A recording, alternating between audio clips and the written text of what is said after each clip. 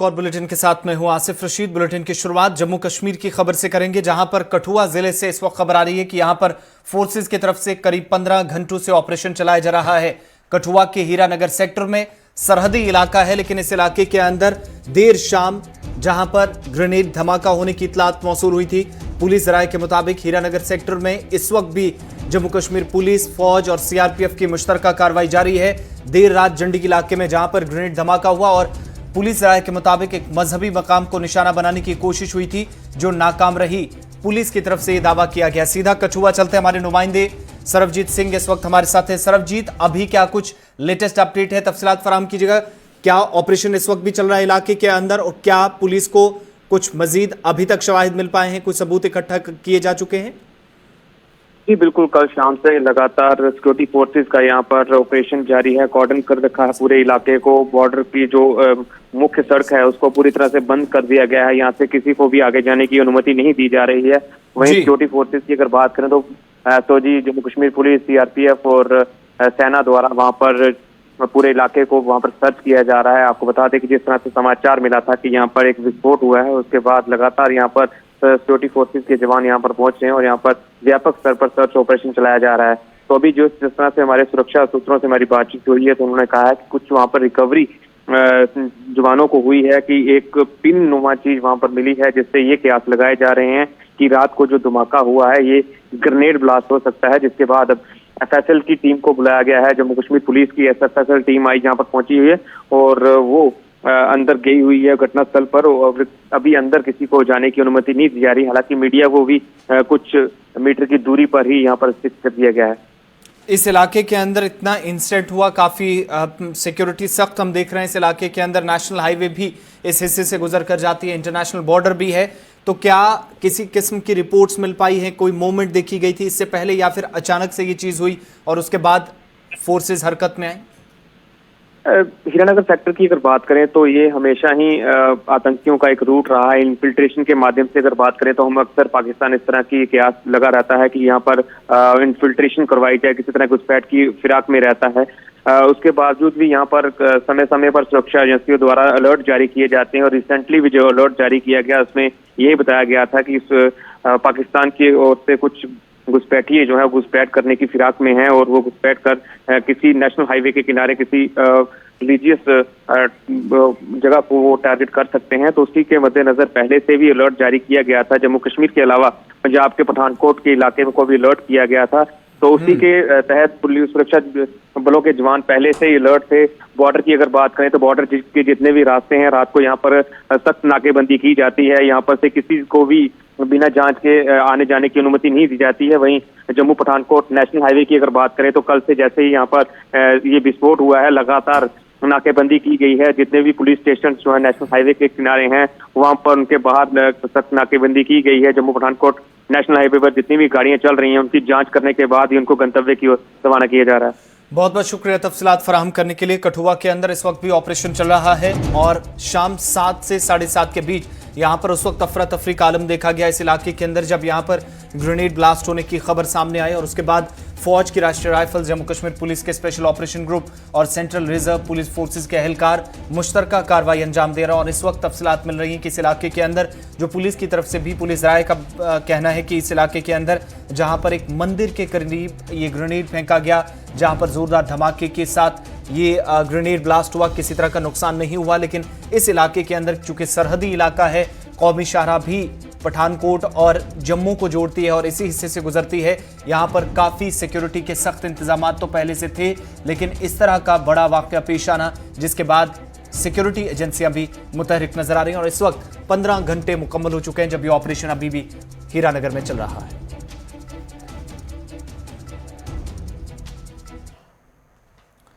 चलिए बढ़ते हैं आगे, वादी कश्मीर आपको लिए चलते हैं। जम्मू सूबे के अंदर जहां पर माता वैष्णो देवी पहुंचने वाले जो अकीदतमंद हैं उनकी भी लगातार तादाद में इजाफा हो रहा है। बर्फीले मौसम के बीच वादी कश्मीर के अंदर भी नए साल की जश्न की तैयारियां चल रही हैं और गुलमर्ग समेत मुतअद्दिद मकामात पर जो सयाहती मकामात हैं वहां न सिर्फ गैर रियासती बल्कि गैर मुल्की सयाहों की भी अच्छी खासी तादाद आज के दिन यानी इस साल के आखिरी दिन के मौके पर नजर आ रही है। पहले से तमाम तैयारियां स्पोर्ट्स महकमे और महकमा सयाहत की तरफ से कर ली गई हैं, जहां पर गैर रियासती सयाहों को भी उन्हें न सिर्फ बुलाने की कोशिश थी बल्कि उन्हें बेहतर सहूलियात यहां मिल सकें, इसके लिए भी तैयारियां की जा रही थी। और बर्फ की इस सफेद चादर पर इस वक्त सयाह बड़ी तादाद में पहुंचकर लुत्फ अंदोज हो रहे हैं। वादी कश्मीर के न सिर्फ बदलते मौसम के रंगों से बल्कि यहां पर कश्मीरी मेहमान नवाजी और साथ ही साथ रिवायती भाईचारा भी इस मकाम पर देखने को मिला। मकामी लोगों की तरफ से भरपूर ताउन इंतजामिया को फराम किया जा रहा, जिसकी मदद से ये मुमकिन हो सका है कि सयाहों के जो इस बार के प्लान हैं, इस बार का जो टूर है, उसे कामयाबी के साथ अंजाम दिया जाए। सीधा आपको इस वक्त हम शुमाली कश्मीर लिए चलते हैं, जहां पर गुलमर्ग और टंगमर्ग के अंदर सयाहों की बड़ी तादाद, सबकी नजरें आज यहां पर मरकूज रहेंगी। कुछ सयाहों से भी हम कोशिश करेंगे कि आपकी बात हो पाए। हमारे साथ इस वक्त इशफाक डार बराह रास्त गुलमर्ग से हैं। इशफाक, बताइएगा क्या कुछ इस वक्त सूरत हाल इस इलाके के अंदर, मौसम कैसा है और साल के आखिरी दिन क्या कुछ जो इंतजार की घड़ियां थी सयाहों की वो खत्म हुई हैं? जी बिल्कुल आसिफ जी, अगर हम बात करें सयाह मुकाम गुलमर्ग में आज चूंकि नया साल मनाने जा रहे हैं और चूंकि अब अगर हम गुज़िश्ता साल की बात करें, अब आहिस्ता आहिस्ता गुज़िश्ता साल जो है चंद पल ही रह चुके हैं, चंद घंटे ही रह चुके हैं कि अब नए साल की जो है शुरुआत होने जा रही है आज बिल्कुल। लेकिन हम यहाँ पर कहेंगे कि सयाह मुकाम गुलमर्ग के दामन में इस वक्त हम खड़े हैं और यहाँ पर काफी तादाद में जो पर्यटक है वो पहुंच चुके हैं और काफी खुशी का इजहार कर रहे हैं। हमारे साथ यहाँ पर कुछ पर्यटक है जो गुजरात से आए हुए हैं। सबसे पहले इनसे बात करना चाहेंगे। आपका नाम? हम आए गुजरात से, मेरा नाम है नरेश पटेल जी। और गुलमर्ग में अभी खड़े हैं और काफी बर्फ है, बहुत शानदार नजारा है और घूमने का बहुत मजा आया और बहुत बढ़िया है। नए साल के हवाले से क्या मुझे अगर नए साल में पुराने साल से ज्यादा बर्फ गिरा है और घूमने का बहुत मजा है, माहौल जोरदार है। जैसा कि यहाँ के हालात के बारे में कहा जाता है, घाटी के हालात में क्या लगा आपको यहाँ पर आकर? यहाँ घाटी के हालात में बहुत शानदार लगा हमें, घूमने का बहुत मजा है। जी। तो आपका नाम, आपका शुभ नाम? मेरा नाम है रोहित पटेल जी। मैं आया हूँ गुजरात से, उधर घूमने के लिए आया हूँ कश्मीर में जी। उधर गुलमर्ग जा रहा हूँ जी। उधर ठंड ज्यादा है, बर्फ ज्यादा है। अगली साल था उससे ज्यादा अभी बर्फ लग रहा है, ठंड भी ज्यादा लग रहा है मेरे को। मैं घूमने के लिए आया हूँ, अभी मैं ऊपर गुलमर्ग जा रहा हूँ और नजारा देखता हूँ क्या है। उधर तो बर्फ ज्यादा है, ठंड भी ज्यादा है। तो कैसा लगा आपको यहाँ? मेरे को बहुत बढ़िया लग रहा है और ठंड भी ज्यादा है, मेरे को बहुत अच्छा लगता है। जो घाटी आना चाहते हैं उनके लिए क्या मुझे सही।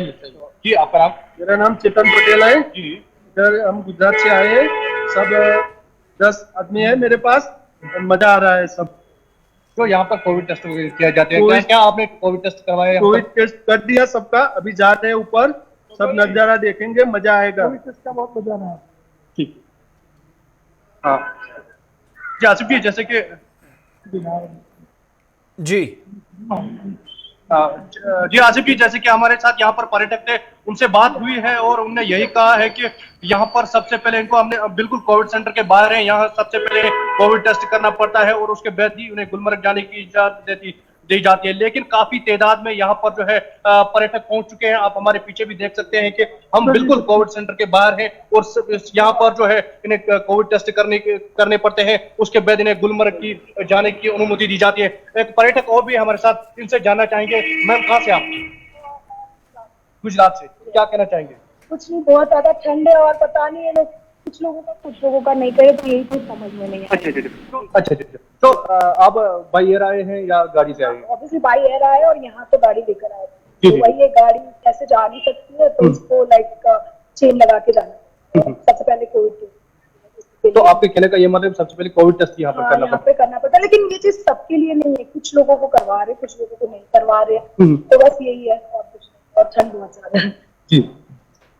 जी आसिफ जी, जैसे कि हमने यहाँ पर कुछ पर्यटक से बात की, उनका यही कहना है कि चंद लोग जो यहाँ पर ऐसा भी है कि बगैर टेस्ट के भी कुछ लोग जा रहे हैं। इंतजामिया को चाहिए कि इस तरह के यहाँ पर जो शिकायतें मौसूल हो रही है, जो यहाँ पर जो ग्राउंड जीरो पर हम मौजूद है, यहाँ पर जो शिकायतें मौसूल हो रही है, उस तरीके के एक चीज और भी बताइएगा इशफाक डार, इस इलाके के अंदर ये तो मैंडेटरी है कि आप अगर सयाती मकाम का रुख करेंगे तो आपको कोविड टेस्ट कराना जरूरी है, लेकिन हेल्थ फैसिलिटीज उन लोगों के लिए कैसी, जो रश इस बार बढ़ेगा, बाहर से लोग आए हैं, हेल्थ फैसिलिटीज और दीगर सहूलियात, और मकामी लोग कितना तैयार हैं वेलकम करने के लिए इस दिन के मौके पर? क्योंकि कुछ दिनों के बाद हम देखेंगे ये तादाद बहुत कम हो जाएगी जो आज 31 और 1-2 जनवरी तक रहने वाली है।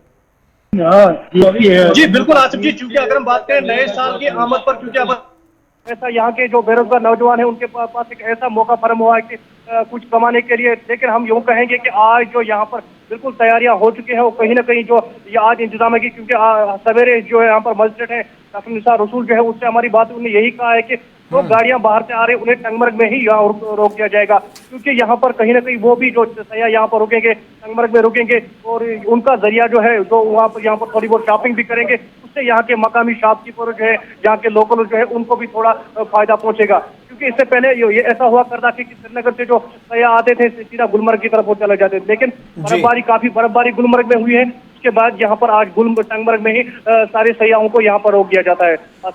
बहुत बहुत शुक्रिया तफसीलात फराहम करने के लिए। तो ये तस्वीरें आप गुलमर्ग की पुरानी और आज की नई तस्वीरें भी हम साथ साथ आपको बता रहे थे। बराह रास्त हमारे नुमाइंदे थे कि कोविड टेस्टिंग तमाम तर जो सहूलियात हैं वो भी रखी गई हैं, लेकिन कोविड टेस्ट कराने के बाद ही यहां से आगे जाने की टंगमर्ग से गुलमर्ग की तरफ रवाना किया जा रहा है।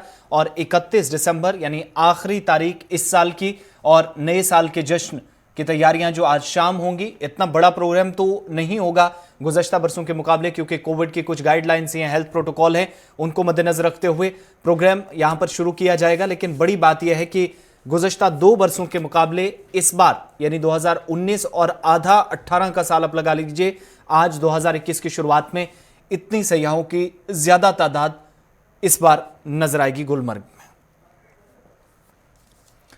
बढ़ते हैं आगे, बात अब सयाहों के बाद करते हैं सहाफती बरादरी की, क्योंकि न सिर्फ हिंदुस्तान के अंदर बल्कि दुनिया भर के मुख्तलिफ ममालिक एक ऐसी फहरिस्त में शामिल हुए, एक ऐसी रिपोर्ट सामने आई है जिसमें इसका बात का पता चला है कि दुनिया भर के अंदर सहाफ़ियों को किस तरीके से निशाना बनाया गया है। इस बीच आपको बताते चलें कि इंटरनेशनल फेडरेशन ऑफ जर्नलिस्ट ने अपनी एक रिपोर्ट जारी की है जिसमें कहा गया है कि साल 2020 में हलाक किए गए 60 सहाफ़ियों में से 8 का ताल्लुक भारत से है। IFJ के मुताबिक भारत सहाफ़ियों के लिए खतरनाक तरीन मुल्क बनता जा रहा है। सन 2020 में भारत में 8 सहाफ़ियों को हलाक किया गया, जिसकी वजह से भारत सहाफ़ियों के अपने पेशा वाराना खिदमात अंजाम देने वाला मुश्किल तरीन मुल्क बन गया है। इंटरनेशनल फेडरेशन ऑफ जर्नलिस्ट की रिपोर्ट में कहा गया कि साल 2020 की तारीख में आलमी वबा के इस बहरान के साथ साथ पूरी दुनिया के सहाफ़ियों और मीडिया अमले के लिए जुल्म सितम का भी साल माना जा रहा है। सन 2020 में 60 सहाफ़ियों को हलाक किया गया जो अपनी खिदमात अंजाम देते देते इस दुनिया से चल बसे। 2019 के मुकाबले ये ज़्यादा थी, 49 अमवात हुई थी, इस बार 60 हुई हैं। 2019 के मुकाबले हलाकतों की तादाद में जो आदादोशुमार है उसमें इजाफा हुआ है और इंटरनेशनल फेडरेशन ऑफ जर्नलिस्ट के मुताबिक मीडिया पेशावर अफराद की हलाकतों की मौजूदा तादाद उसी सतह पर पहुंच गई है जब 1990 में IFJ ने सहाफ़ियों और मीडिया अमले के हलाकत होने के बारे में सालाना रिपोर्ट शाया करना शुरू की थी। रिपोर्ट के मुताबिक दुनिया भर में फ़िरका वाराना तशद्दुद से सहाफ़ियों पर दहशत का माहौल जारी है और इस दौरान दुनिया भर में मुतअद्दिद सहाफ़ियों ने आज़ादाना रिपोर्टिंग के लिए भी बड़ी कीमत अदा की है। IFJ के मुताबिक 2020 में सहाफ़ियों के लिए कुछ मुख्तलिफ नहीं रहा।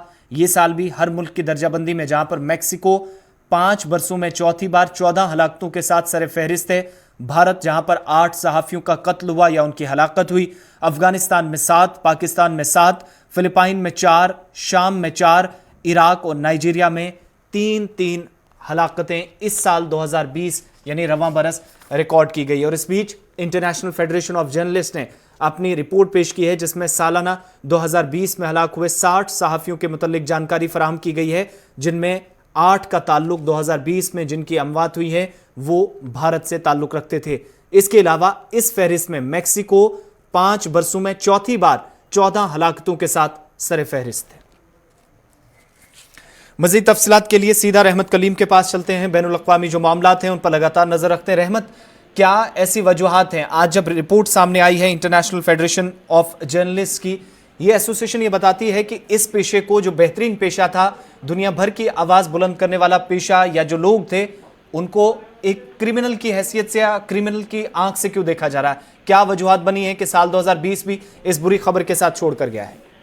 जी देखिए, बिल्कुल एक साल में 60 जर्नलिस्टों का खून होना या 60 जर्नलिस्टों का कत्ल होना, ये अपने आप में मीडिया की आज़ादी, जो फ्रीडम ऑफ प्रेस की हम बात करते हैं नेशनल लेवल पर, इंटरनेशनल लेवल पर, कहीं ना कहीं ये सब बताता है कि ये सब सिर्फ ज़बानी बातें करने की है। सच्चाई ये है कि एक साल में 60 सहाफ़ियों को मार दिया जाता है, दुनिया में कहीं भी कोई आवाज़ नहीं उठती।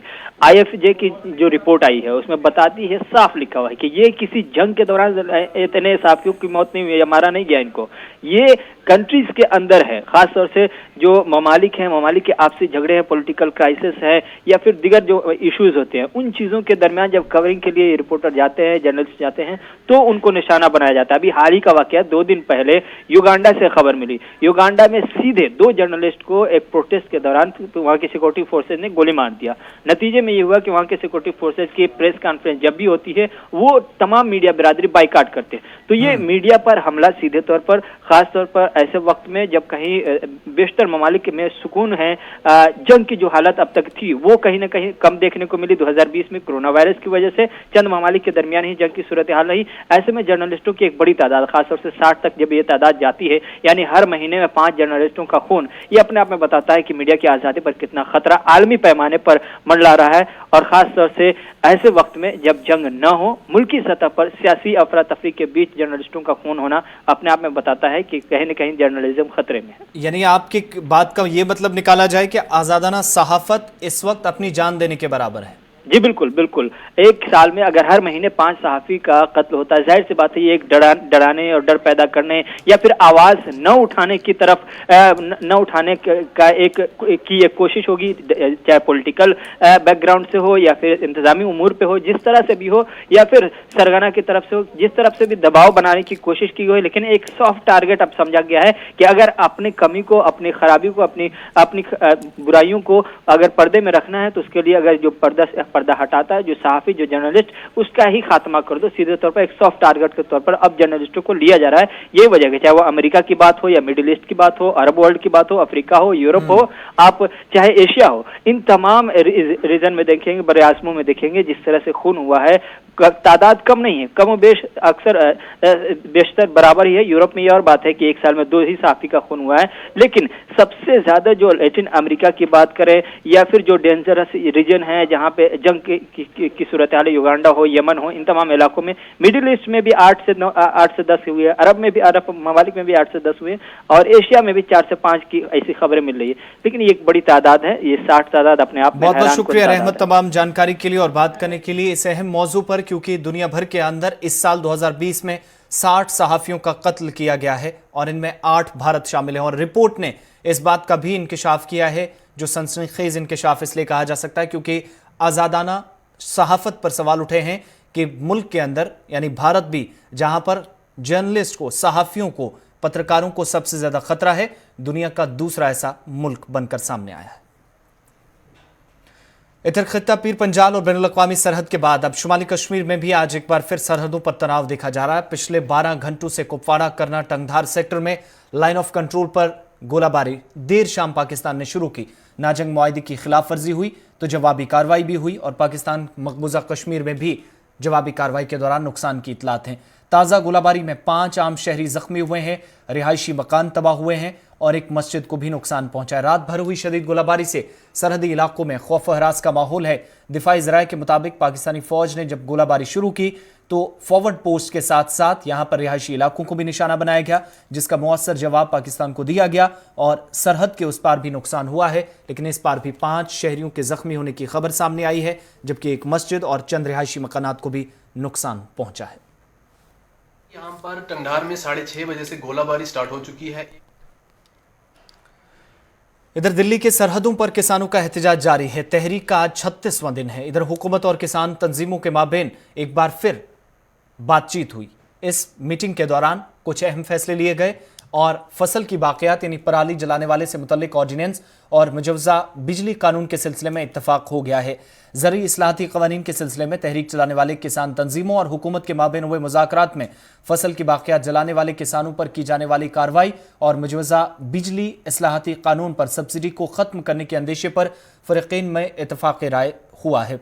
मीटिंग में मरकज़ी वज़ीर नरेंद्र सिंह तोमर ने मीटिंग के बाद मीडिया नुमाइंदों से बात करते हुए कहा कि फसल की बाक़ियात जलाने पर किसानों के खिलाफ की जाने वाली कार्रवाई और मुजवज़ा बिजली इस्लाहती कानून में सब्सिडी खत्म करने के अंदेशे को दूर कर लिया गया है। और दूसरी तरफ किसानों के मुताबिक अगर बातचीत से भी रास्ता साफ नहीं होता तो हुकूमत लंबी लड़ाई के लिए तैयार है। इधर 4 जनवरी को हुकूमत और किसानों के दरमियान अगली मीटिंग होगी। उस मीटिंग में जो उन्होंने 2 मुद्दों पे हमें समय दिया कि पराली पे कोई केस नहीं होगा, जो केस किए वो वापस लेंगे। शायद ऐसा ही किया, पक्का पता तो अभी नहीं हो सकता। और सरकार तो एक किस्म से भगवान की तरह होती है। जिस उम्मीद पे इस सरकार से इस भारतवर्ष ने मोदी जी को चुनाव में जिताया और उसकी हर बात मानी, उसी तरह से मोदी जी ने इस किसान की मजबूरी समझते हुए उनके लिए कोई लाभकारी काम नहीं किया। एक 6,000 रुपये देने से कोई हमारी पूर्ति नहीं हो जाती। हमारी पूर्ति तो जब हो जो हमारे पूरे हकूक हमें मिले। ये तो इन्होंने इस जनता को एक परेशान करने का काम किया। उस परेशानी की वजह से दिल्ली में पड़ा किसान, नहीं तो हम अपना काम करते। गांव में अपने पशु भी हैं, बच्चे भी हैं, उन सबको देखते। तो इसी मजबूरी के कारण और इसी मांग को लेकर यहाँ पे आए और इन मांगों के लिए हमें उम्मीद है सरकार करेगी। अगर नहीं करती तो आगे सरकार नहीं बनने की, हम वोट नहीं देंगे। मुक्का भी होगी, गोला में गोला भी होगी। जी मानने का जिन्हों मान जाएगा कोई नहीं, कैसे विदाई कर देंगे बस हम। इतना मानने इतने दिन हो गए मैं यहाँ पढ़ू जिदाई मरन लग रही है। क्या सोच रहा है हमारे लिए, पब्लिक के लिए? पब्लिक से ही तो मैं आया हूँ। जनता को ये दुखी कर रहा है, जैसे कौन बना देगा? दो बात कह के भका रहा हमें, कौन मान रहा है इन्हें? कुछ नहीं। आगे इससे सारी निमटारा होगा। यहाँ तक कोई नहीं हले, इतना आर पार नहीं हो। रात दिन यही लौटेंगे। हाँ, चाहे 35-36 साल हो जाओ, जितनी हटे। ठंड कितनी हो रही, पर हमें ठंडी नहीं लगती। तो लकड़ी के सारे काट दें, दिन काट दें, कोई दिक्कत नहीं, हमें कोई दिक्कत नहीं। ठंड और गर्मी ये तो मौसम है, ये आते जाते रहेंगे। लेकिन ये संघर्ष है, अब इससे आजीविका जुड़ी हुई है, तो इसलिए तो इसमें तंगी भी सहनी ही पड़ेगी। तो हम तो तैयार बैठे हैं, कर रहे हैं इसको काम। नहीं, बात जो मुद्दे पहले हल होने चाहिए तो उनको तो पेंडिंग छोड़ दिया, जो पिछले थे उनको पकड़ लिया, जो मतलब ये तो होने ही थे। लेकिन जो मेन मुद्दा है, ये जो 3 कानून हैं, इनको वापस लेने का है और एमएसपी पे कानून बनाने का है। एमएसपी पे चर्चा चल रही है, देखो अब आगे जहाँ तक, जब तक ये हल नहीं होगा, जब तक हम तो यहाँ बैठे ही हैं और बैठे रहेंगे। किसानों का झंडा लाल किले पर लहरावेगा और समस्या का समाधान जब हल निकलेगा तो हमारा इतना लंबा फालेगा हल रहा है, उछला जाएगा सड़क को फोड़ता हुआ। हल से ही हल निकलेगा किसान के। और ये कह रहे हैं कि प्रधानमंत्री कल पेपर में दे रहा कि सरकारी संपत्ति किसान को नुकसान ना पहुंचाओ। हम किसी को कोई नुकसान नहीं पहुंचा रहे, अपना खा रहे, अपना पी रहे, अपनी सड़क पर रह रहे। ठीक है, प्रधानमंत्री के भवन में नहीं रह रहे, चौड़े में पड़े, मैदान में पड़े, ठंडी सड़क पर पड़े, आप देख रहे। झूठ इतना बोल रहा प्रधानमंत्री। चुनाव में वायदे करे थे कि 15-15 लाख रुपए काला धन आवा किसानों के खाते में डाल ले जाएंगे। जीरो खाते खुलवा कर डलवा दिए, किसी के आएगा 2 रुपये बिजली तो सारे खड़े। बिजली के रेट बहुत हाई फाई हो गए यूपी में। किसानी कमर टूटती हुई जा रही। किसान खेती छोड़ने को तैयार है, खाद के रेट बढ़ा दिए। किसान सड़क पर आ गया, 6 दिन आवेंगे। 6 दिन तो सबको दिख रहा है सड़क पर पड़ा किसान, और इससे का 6 दिन आवेंगे।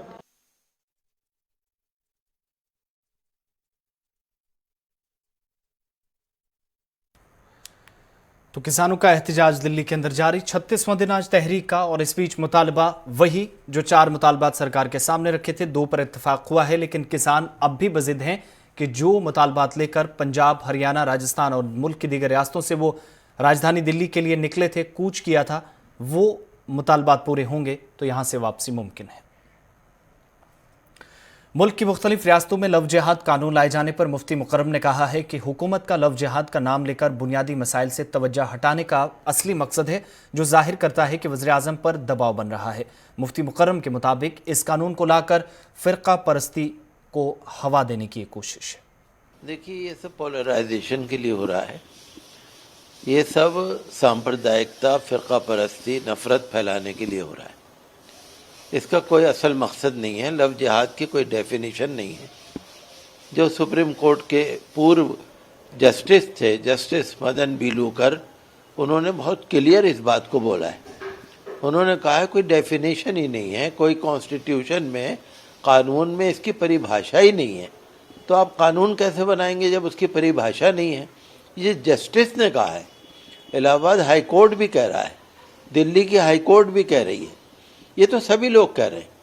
तो ये पोलराइजेशन के लिए हो रहा है, जैसे सक्के की हुकूमत हो जाती है ना 1.5 दिन की, ये वो हुकूमत है कि लोग अपनी अपनी ढपली बजा रहे हैं। हमें तो ये लगता है कि सबका साथ, सबका विकास, सबका विश्वास, उसका अर्थ क्या है, उसकी डेफिनेशन क्या है। हम तो ये पूछना चाहते हैं प्रधानमंत्री जी से कि इसकी डेफिनेशन क्या है। सबका साथ, सबका विकास, सबका विश्वास, क्या यही है डेफिनेशन उसकी। प्रधानमंत्री जो पहले 5 साल में थे, अब लग रहा है बदले बदले नजर आ रहे हैं। यह तो ऐसा लगता है कि उनके हाथ से इख्तियार निकल रहा है। कुछ ऐसे छुट भैये खड़े हो गए हैं जो उनकी भी चलने नहीं दे रहे। विदेश में और देश में बदनामी हो रही है। आप अगर 2-4 मुसलमानों को पकड़ के जेल में डाल देंगे उससे क्या भला होगा। मुसलमान जो 20-25 करोड़ है वो भारत से जाने वाला नहीं है, कोई उसको कहीं नहीं पहुंचाएगा। तो इसके लिए तो सोचना पड़ेगा, भारत की सरकार को सोचना पड़ेगा, राष्ट्रपति को सोचना पड़ेगा, प्रधानमंत्री को सोचना पड़ेगा कि आखिर देश चल किधर रहा है। तो खबरों के इस बुलेटिन में बस इतना ही। गुलिस्तान न्यूज़ पर खबरों, तज्जियों और तबसरों का सिलसिला जारी है।